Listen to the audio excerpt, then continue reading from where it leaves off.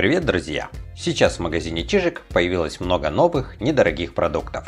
А мы с вами уже знаем, что не всегда такие продукты качественные и вкусные.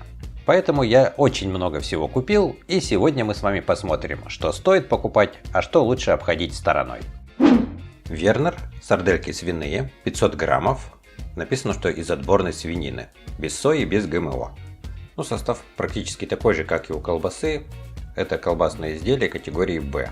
Б это не самая плохая категория, по крайней мере не Г. Самая лучшая, конечно, А, но и Б тоже неплохо. Сардельки свиные, стоимость 179 рублей. Изготовлено в городе Москва, Останкинский мясоперерабатывающий комбинат. Внутри находится 5 сарделек, на внешний вид вроде бы неплохие. Сейчас я отварю и попробуем. Отварил пару сарделек и произошел вот такой вот казус, сарделька просто лопнула. Сейчас я отрежу и попробую небольшое количество этой сардельки. Проверю, как снимается оболочка. Оболочка, похоже, это что натуральная. Так вроде бы неплохо снимается. Сейчас посмотрим в разрезе на структуру. По разрезу мы видим, что с красителем не переборщили. Красителя здесь немного. Запах идет приятный и такое небольшое копчение. Попробовал, и первое, что я ощутил, что слишком много соли. В этом, конечно же, минус. А так вроде бы вкус неплохой. Стоимость вот этих сарделек даже меньше 400 рублей за килограмм. Стоят они не так уж и дорого. Состав вроде бы неплохой. Если он действительно такой, как написано было, думаю, что для своей цены качество приемлемо. Единственный минус то, что уж слишком много соли. Вернер, ветчина для завтрака. Есть слово ГОСТ, написано без сои и без ГМО. Масса 400 граммов. Очень хорошо заметно, что в упаковке присутствует немаленькое количество жидкости. Вот она виднеется, в общем, хорошо здесь переливается эта жидкость. Судя по составу, эта ветчина сделана из свинины. Никаких красителей и консервантов в составе нету, но я думаю, они должны быть, потому что по-другому колбасу не сделаешь. Стоимость ветчины 189 рублей. Изготовлено в городе Великий Новгород. В разрезе ветчина это смотрится хорошо. Как мне кажется, все равно краситель здесь присутствует, потому что цвет какой-то неестественный, немножечко красноватый, хотя в составе красителя не было. Запах от этой ветчины идет, я бы не сказал, что какой-то уж прям аппетитный, средний, в общем, запашочек. Бывает, конечно, и повкуснее, но бывает и гораздо хуже. Структура у этой ветчины действительно мясная.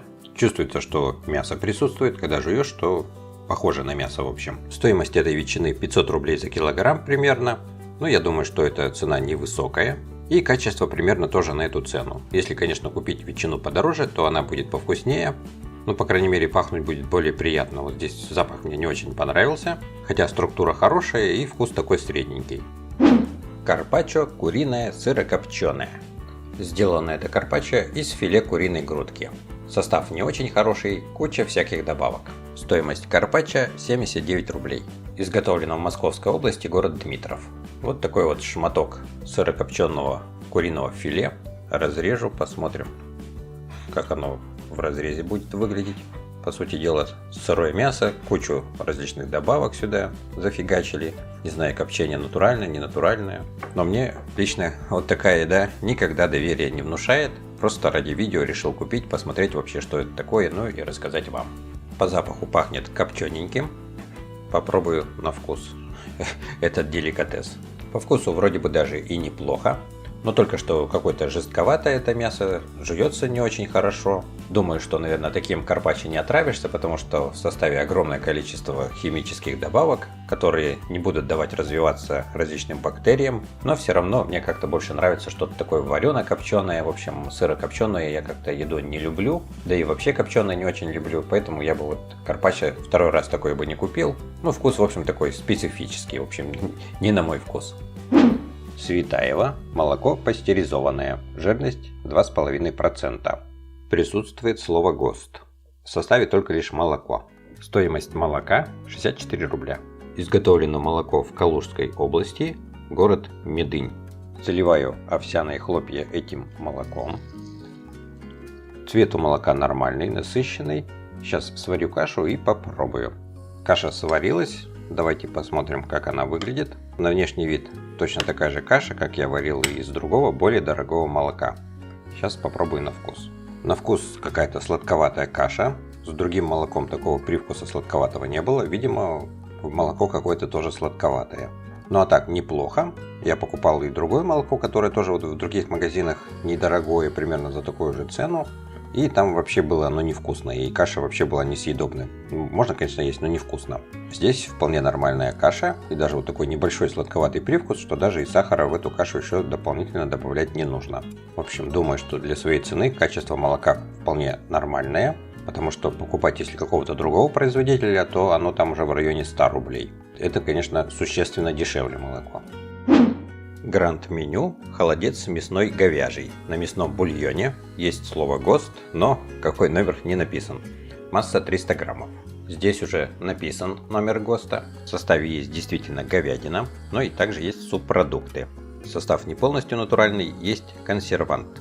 Холодец стоит 119 рублей. Изготовлено в Московской области, город Коломна. Снаружи мы видим небольшое количество жира. Сейчас я проверю его консистенцию. Чувствуется, что холодец этот очень плотный. Снизу находятся кусочки мяса. Сейчас попробую на вкус. Холодец этот среднего качества. Мясо какое-то слишком жесткое. Прям вот его жуешь. Такое ощущение, что это не мясо, а бумага какая-то. Сама вот эта вот часть холодцовая нормальная. Сам холодец вот этот вкусный. Но в мясе чувствуется наличие черного перца, небольшая острота есть. Ну и общий вкус, он, скажем так, конечно, не такой, как домашний холодец. Домашний холодец все равно вкуснее. Мне кажется, за 120 рублей можно купить лучше что-нибудь другое. Этот холодец я бы второй раз не купил, но оценил бы его на 3 с минусом. В общем, ну на тройку, максимум тройку бы поставил, потому что все-таки вкус, конечно, не самый лучший. Светаево, сыр голландский. Состав не полностью натуральный, есть консервант. Краситель здесь натуральный. Консервант, кстати, даже не один. Стоимость сыра голландского 600 рублей за килограмм, здесь 286 граммов и обошлось в 171 рубль. Изготовлено в Удмуртской республике, поселок Ува. Сыр довольно-таки твердый, режется с трудом. Запах от сыра идет нормальный. Сейчас попробую на вкус. По вкусу этот сыр мне понравился, но только что вот мне показалось, есть такая вот совсем небольшая горчинка в послевкусии. Возможно, это и нормально, но, в общем, пробовал я и другие голландские сыры, мне кажется, там такого горьковатого послевкусия не было. Думаю, что для своей цены качество вполне приемлемое, стоит он не особо дорого, так что если эта горчинка не смущает, то можно смело такой сыр покупать. Попробуем яйца, которые продают в Чижике. Торговая марка «Щедрый год». Яйца эти S1, что значит столовая первая категория. Яйцо куриное, стоимость 79 рублей. Производят яйца в Ленинградской области, Гатчинский район, деревня Батово. По размеру яйца не крупные, но действительно первая категория, не отборная. Сейчас пожарю яичницу и попробуем. На внешний вид вроде бы неплохие яйца. Пожарил яичницу из одного яйца, и сразу же мы видим, что желток здесь бледноватый. Кто-то может написать, потому что они белого цвета, там желтки все бледноватые. Я покупаю яйца тоже белого цвета другого производителя, и там желток ярко-желтый, такой даже оранжевый. А здесь вот такой бледно-желтенький. Это, конечно, может быть и не принципиально, но в общем, что есть, то есть. Ну, теперь попробую уже само яйцо, даже вот так вот, если сделать, отчетливо видно, какой бледный желток. Вкус этого яйца тоже средненький, нету какого-то очень такого ярко выраженного вкуса. Есть, конечно, можно, цена невысокая, так что если хотите сэкономить, то можно такие яйца покупать. А если хотите покупать именно вкусные яйца, то нужно брать какие-то другие, и, к сожалению, они будут уже подороже. Очень много раз мне писали в комментариях, чтобы я попробовал пиццу из Чижика. Но был какой-то дефицит этой пиццы, не знаю, либо я вечером приходил, и пиццы все никак не было. И тут я пришел, и вот пицца была, в общем, решил купить и попробовать высказать свое мнение. Это у нас гранд-меню, пицца 4 сыра. Сыр здесь эдам, моцарелла, какой-то еще эмменталь.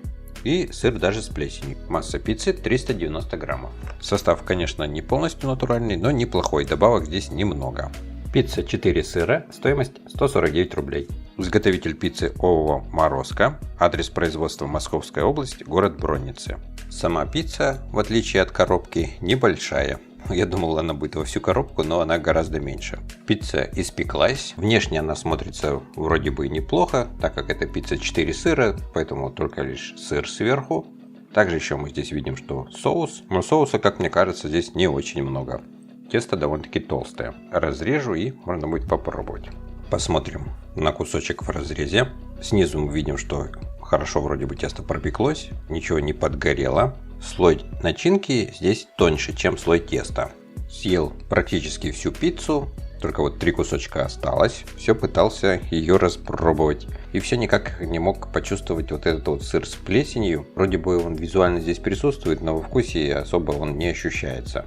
Тесто здесь среднего качества. Оно не самое вкусное, бывает тесто и повкуснее. Сыра здесь тоже такое среднее количество, и сам сыр тоже среднего качества. Но если исходить из цены, цена здесь очень невысокая, всего лишь 150 рублей, то я бы сказал, что качество все-таки здесь даже, можно сказать, повыше, чем цена. Потому что за 150 рублей вот такой кругляшочек пиццы – это недорого. Пицца вполне съедобная, не скажу, что она, конечно, такая же вкусная, как в пиццерии. В пиццерии она вкуснее, но там она и стоит раз в 5 дороже. Поэтому могу сказать, что для своей цены качество хорошее, но, конечно, всегда хочется, чтобы было получше.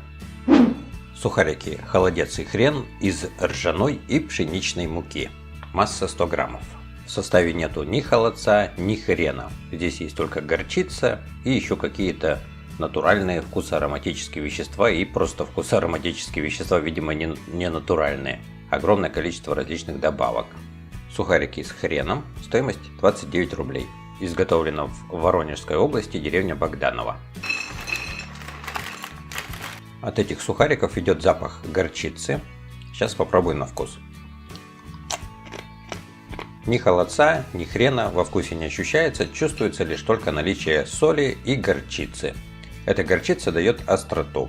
Я думаю, что никаких, конечно, сухариков с холодцом и с хреном не бывает, потому что как холодец вообще сделать, это непонятно. Что тут нужно добавлять, чтобы вкус холодца был? Холодец — это, по сути дела, чеснок, там хрен или что-нибудь такое. Поэтому просто, в общем, горчицу добавили, ну и назвали типа холодец с хреном. Не самые лучшие сухарики, они довольно-таки твердые. Можно зубы сломать об эти сухарики. Стоят они, конечно, недорого, но лучше бы я взял что-нибудь бы подороже, но повкуснее и похрустящее. Яшкино овсяное печенье. Масса 350 граммов. Печенье овсяное, но основной компонент в составе это мука пшеничная. Также есть растительные масла, пальмовая, подсолнечная. Овсяная мука тоже есть, но, видимо, ее здесь немного. Состав не очень хороший. Печенье овсяное, стоимость 69 рублей. Изготовлено в Воронежской области, деревня Богданово. На внешний вид вроде бы нормальное печенье. Очень мягкое. С одной стороны это печенье мягкое, а с другой стороны оно еще и рассыпчатое. Вкус вполне нормальный, но только что, конечно, состав не очень хороший. Поэтому таким печеньем лучше не злоупотреблять, по чуть-чуть кушать. Попробуем квашеную капусту с морковью. В составе капуста, морковь и соль. Уксуса даже нету в составе. Масса 700 граммов. Капусту эту сделали в городе Чехов. От этой капусты идет очень кислый запах. Стоимость квашеной капусты 79 рублей. Ну, на вид она неплохая. Сейчас попробую на вкус. Попробовал эту капусту. Очень-очень сильно она кислая. Нужно промывать ее водой. В общем, просто так даже не поешь. Очень кислая. Светаева. Пломбир ванильный в вафельном сахарном рожке. Масса 110 граммов. В составе молоко, масло сливочное, молоко сгущенное, вода есть, сливок в составе нету. Изготовлено в Ярославской области, город Тутаев. Стоимость мороженого 44 рубля. Внешне это мороженое смотрится отлично. Цвет белый, немножко уже подтаяло, потому что пока довез до дома, немножечко мороженое подтаяло. Очень вкусное мороженое. Вафельный рожок тоже хороший, но минус в том, что этот рожок не хрустящий, он отмяк. В мороженом этом действительно чувствуется вот сливочный вкус, хоть это и не из сливочного пломбира мороженое, но все равно вот и сливочное масло, видимо, добавляют, и очень сливочный вкус. Сахара здесь не очень много, приторности какой-то нету во вкусе. Могу сказать, что для 110 граммов 44 рубля и для такого качества это недорого. В других магазинах, думаю, за такое мороженое раза в 2, а то и в 3 будет больше. В общем, еще бы раз такое мороженое купил, оно мне понравилось, вкусное. Друзья, смотрите мои выпуски в ВК-видео. Они там выходят на несколько дней раньше. Ссылка в описании. Друзья, напишите в комментариях, какую еду мне еще продегустировать. Всем большое спасибо за внимание и до новых встреч!